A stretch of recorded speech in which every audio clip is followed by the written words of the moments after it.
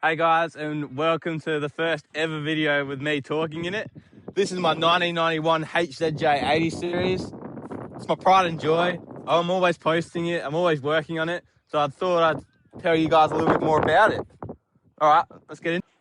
All right, so start off, tell you a little bit about it. It's obviously 1991 1HZ80 series. I bought it last year, May 13th, on my birthday from a dude up in Adelaide. He had it up for 25 grand, and I wasn't about to pay 25 grand for it because that's 1HDT money, and it was pretty rough. All right, I've squatted down now to get out the wind, but to tell you a little bit more about it when I bought it, the roof paint was terrible, chalky as, no rust, but it was just, clear coat was gone, it was pretty much white. Flares were super cracked, tail lights didn't work. What else? Gearbox is terrible, still is terrible, but that's a video coming up, putting a gearbox in. I've got one in the shed. But overall, it was quite healthy and it was rust free. So I thought, but we'll get to that. In the cab now, so we got 275,000 Ks on it. I bought it with 246, so almost 30,000 on it. Just got some cheapy King seat covers. They're really good. They haven't came off. Just put some water and just some floor mats, and it stays pretty clean on the beach. I wish I had vinyl, but the carpet served me well.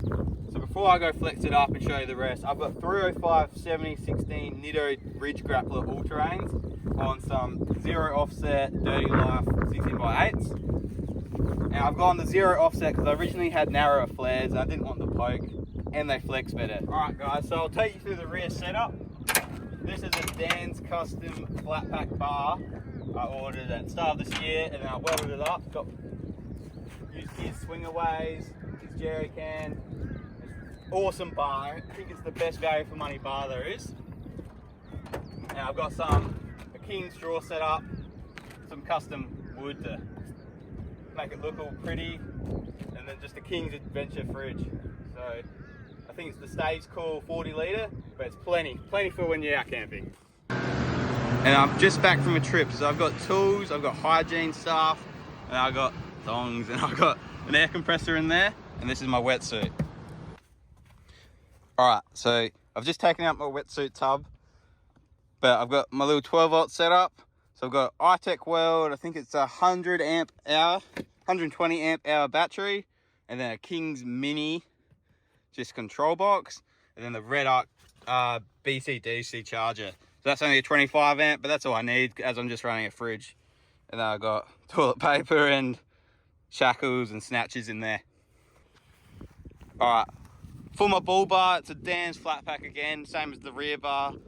He does awesome work, and I've just welded it up myself, and I just put a slight angle on the outer hoops, give that angry appearance, and that's accompanied by a King's Adventure winch and just some number plate brackets I made up, and Sahara headlights.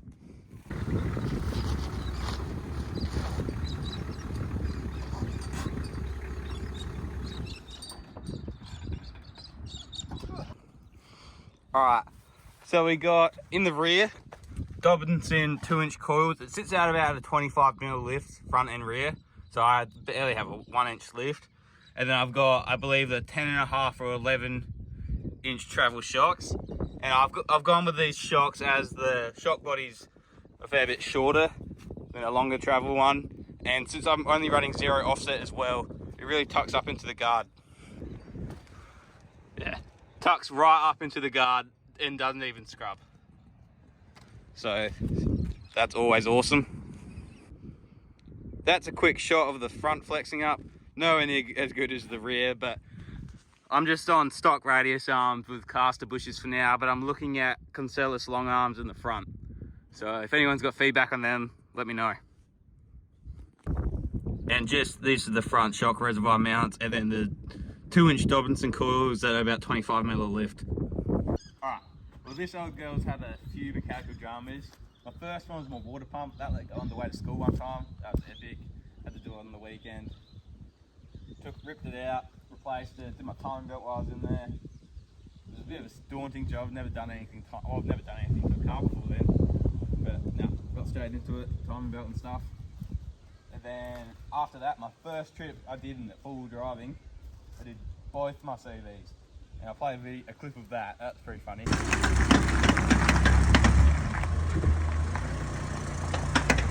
So epic.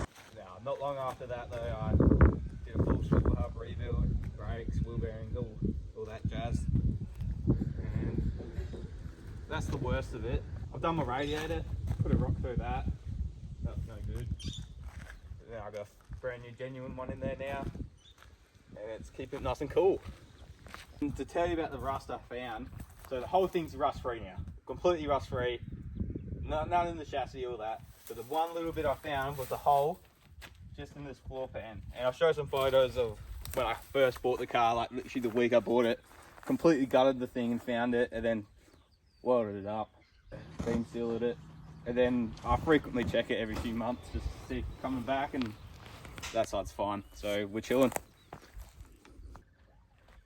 Alright, well, if you've made it this far in the video, I'd like to give you guys a massive thank you for putting up with me. I can barely talk sometimes. But this video is going to be coming out on TikTok and YouTube. If you want to support me, like, comment, repost, especially on TikTok, give me a repost. And let me guys know what you want to see on the 80, where you want to see me go, what you want to see me do to it. I want to keep it relatively stock for now, but she'll get big one day. But thanks again for watching, and see you in the next one.